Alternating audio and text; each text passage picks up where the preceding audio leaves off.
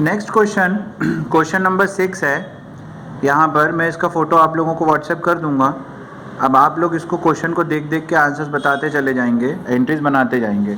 सबसे पहला है business commences with a capital of rupees 6 lakh. हमने पहले भी ये चीज़ डिस्कस की है। अगर बिजनेस शुरू होता है तो क्या एंट्री होती है? Cash account debit to capital account. तो पहली एंट्री यहाँ पर हो गई कि आपने बिजनेस स्टार्ट किया था कितने से? 6 लाख रुपीज़ से, तो cash account debit to capital account. अगली एंट्री उसमें देखो, पढ़ो। 4,50,000 deposited in a bank account. आपने बैंक में 4,50,000 डिपॉजिट कर लिए। आपके पास कहाँ पैसा बढ़ गया? बैंक अकाउंट में। तो bank account debit to cash account.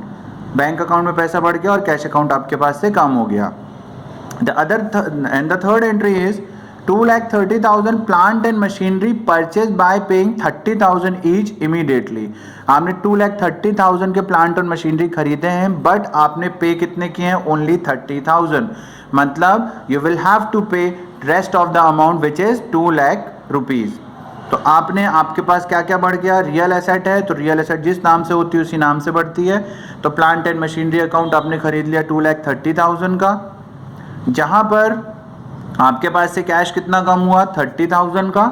आपके पास से कैश कम हो गया और आपको पे भी करने हैं। तो जब आपको किसी को पैसे देने होते हैं तो हम उसको क्रेडिटर्स बोलते हैं, और जिससे जब किसी से हमको पैसे लेने होते हैं तो हम उसको डेटर्स बोलते हैं।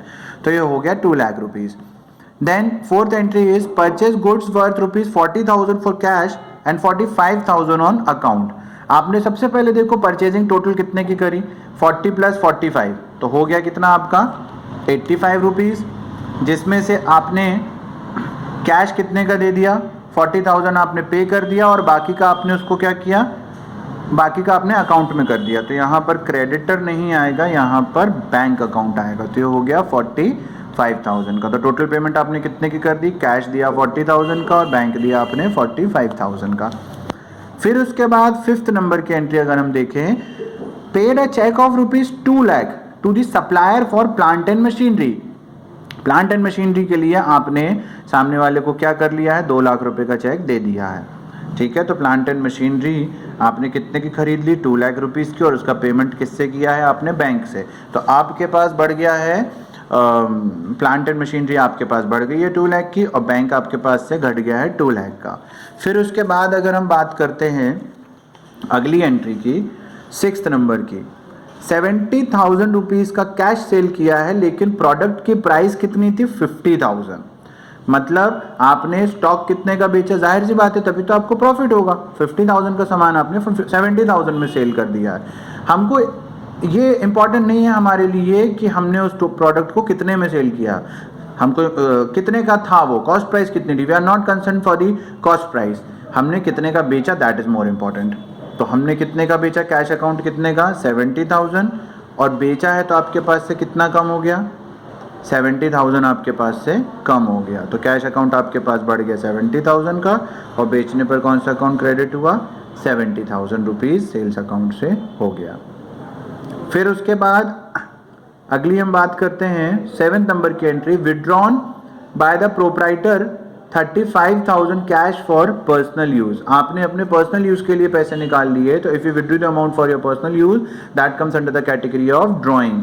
तो आपने ड्राइंग कितने की कर ली? यहाँ पर ड्राइंग हो गया आपके पास 35,000 का, और आपके पास से पैसे कितने कम हो गए? 35,000 के पैसे आपके पास से कम हो गए, क्योंकि हम ड्राइंग को कैसा कंसीडर करते हैं? लॉस कंसीडर करते हैं। फिर उसके बाद हम बात करते हैं 8th नंबर की, इंश्योरेंस पेड बाय चेक। आपने इंश्योरेंस पे कर दिया। These are nominal accounts. Nominal account में डेबिट हो जाता है उसी नाम से। तो इंश्योरेंस अकाउंट डेबिट हो गया, आपके पास से आपने चेक से पेमेंट की है, तो बैंक अकाउंट से आपके पास से कम हो गया। फिर हम बात करते हैं 9th वाले की, सैलरी अकाउंट। सैलरी अकाउंट आपने कितने का पे कर दिया है? 9th नंबर की एंट्री पे 550 की, लेकिन अभी देना बाकी है, सॉरी आउटस्टैंडिंग है। आउटस्टैंडिंग मतलब यू आर लाइबल टू पे दी अमाउंट। अभी तक आपने पे नहीं किया, लेकिन आपको पे करना है। तो सैलरी तो नॉमिनल अकाउंट होती है, चाहे पे करी गई हो या नहीं करी गई हो। तो सैलरी अकाउंट हो गया डेबिट 55,000 से, लेकिन आपके पास से कैश तो कम हुआ नहीं है, क्योंकि कैश आपके पास से गया नहीं, क्योंकि सैलरी क्या है? आउटस्टैंडिंग है। तो आउटस्टैंडिंग सैलरी कितना हो गया? 55,000। फिर हम बात करते हैं furniture of ₹30,000 purchase in cash. आपने फर्नीचर कितने में खरीदा? 30,000 में। तो फर्नीचर आपके पास बढ़ गया 30,000 का और कैश कितना कम हो गया आपके पास से 30,000 का। ग्रैंड टोटल अगर आपको करना है तो करो, और अगर नहीं करना तो you are not bounded to calculate all the totals. Okay, ये एक क्वेश्चन और हो गया। अब हम क्वेश्चन नंबर 7 देखते हैं।